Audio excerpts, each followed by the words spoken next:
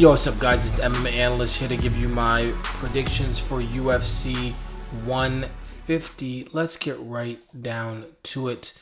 Ben Henderson versus Frankie Edgar. All right. First things first. It's kind of a dumb rematch. And Frankie Edgar needs to fight just some other people. He fought BJ Penn. Beat him. Everybody was surprised. BJ Penn got the immediate rematch. I understand. Then he fought Gray Maynard. It was a draw. Immediate rematch. I understand. But then he fights Ben Henderson. Close fight. But you've got the division is filled with potential opponents for Ben Henderson. Why are we waiting for this rematch? It's here. I mean, finally it's happening. From February 26th to August 11th. Not the longest wait ever, but damn. It would have been nice to see maybe Ben Henderson versus Nate Diaz or something.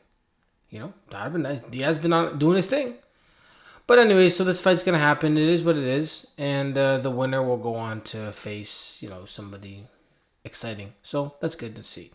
But anyways, enough complaining about what is essentially in the past. Ben Henderson versus Frankie Edgar. I believe I picked Frankie Edgar the first fight.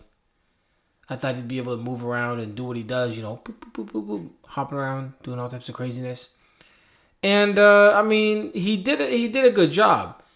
But at the end of the day, from what I remember, Ben Henderson landed the stuff that mattered, and that's what the judges paid attention to. They kind of didn't give a lot of points for the pot shots. You know what I mean? They're like, all right, Ben Henderson's trying to do his thing. So, that's what they did. They gave it to Ben Henderson. In this rematch, I'm going to have to go with Ben Henderson. I mean, I don't think the fight's going to be any different. There is a big difference in one thing, is that this is, Mile High Stadium. I don't know, where is this thing? Pepsi Center, Denver, Colorado? All right, Mile High, but whatever.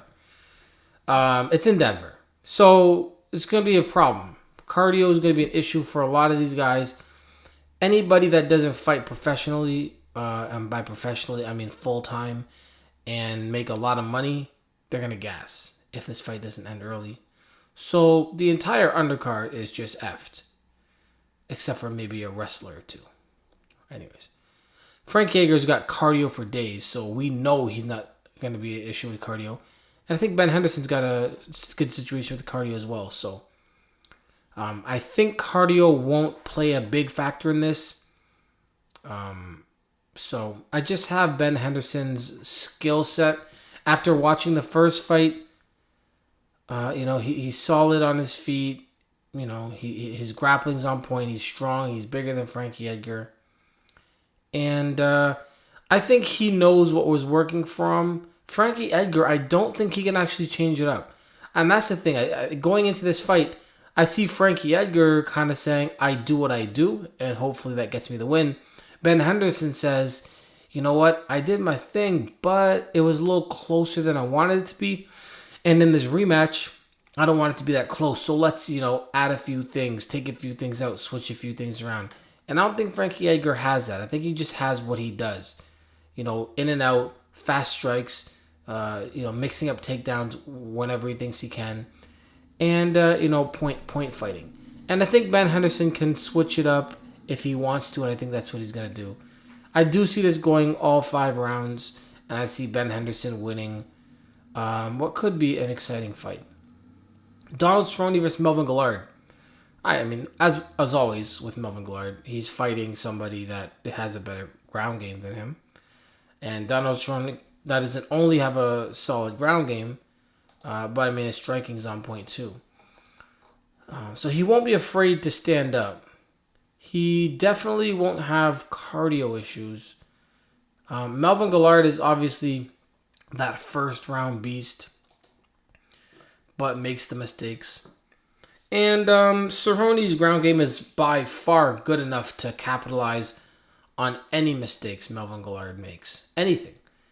Melvin Guillard, Donald Cerrone could just jump on, wrap a leg around somewhere, triangle, whatever. It doesn't matter. Take his back rear naked choke, which is what I'm going to pick. But, so Donald Cerrone is going to moving all around. He obviously has to worry about being too smooth. You know how that's... all that stuff can get you knocked out. So you need to not do all that. Get in there. Take advantage of Melvin Gillard's, who moves in quick, throws something crazy. Strike with him, but when you see that opening, get it to the ground, and then the fight's over. If Donald Cerrone doesn't get this fight to the ground, then he's probably in trouble because Melvin's not going to be coming in there throwing, Donald Cerrone likes to throw a lot of kicks, he'll throw some nice little 1-2, he'll throw a head kick, then a switch kick, he'll do all this nice little stuff that kind of builds up damage, and it can knock you out, but Melvin Gillard is going to be going in there going ham. He's going to go crazy. So you don't want to put going crazy up against calm and cool and collected, because if crazy catches you, then you're done. So, but yeah, I can't pick Melvin Gillard's craziness in this fight. I got to go with Donald Cerrone. Very competent on the feet, and can get it to the ground at any given time. If it goes to the ground, he'll get the submission shortly after. I'm picking rear naked choke for Donald Cerrone. Jake Shields versus Ed Herman. This is back to middleweight, so that's good. So Jake Shields won't look like the worst fighter in the world. His grappling game is obviously where his thing is. Cardio, yeesh, this could be a problem. It depends. Obviously he's not going to have that massive weight cut, so that's good for him. Ed Herman's ground game is decent. His striking is obviously better than Jake Shields. If cardio doesn't completely kill this fight for Jake Shields, Ed Herman, he's a black belt, but Jake Shields can submit him, and Ed Herman's been submitted before. I see Jake Shields finding a way to get inside, dragging the fight to the ground, and submitting Ed Herman. If he does not, or at least keeping top control and Ed Herman getting tired before Jake does, and then submitting him. But if Jake Shields doesn't get this fight to the ground, then he's probably going to be in trouble. But I do think he'll get it to the ground, as most fights do end up on the ground. And when he gets there, I think as long as it doesn't take 3 rounds to get there, then I think he'll end up winning the fight just by getting the fight to the ground. Whether it's, okay, now I'm on top, pressure, Ed Herman gets tired, or I submit you shortly after I get you down. So there you go. Jake Shields by submission. Yushin Okami versus Buddy Roberts. Okami, I mean, man, please, please just do your thing. Losing to Anderson Silva, everybody does that. No shame. You did put forth a pretty lackluster attempt at a title shot, walking out there, let Anderson just dance on you. I would do the same thing, but I'm not a professional fighter.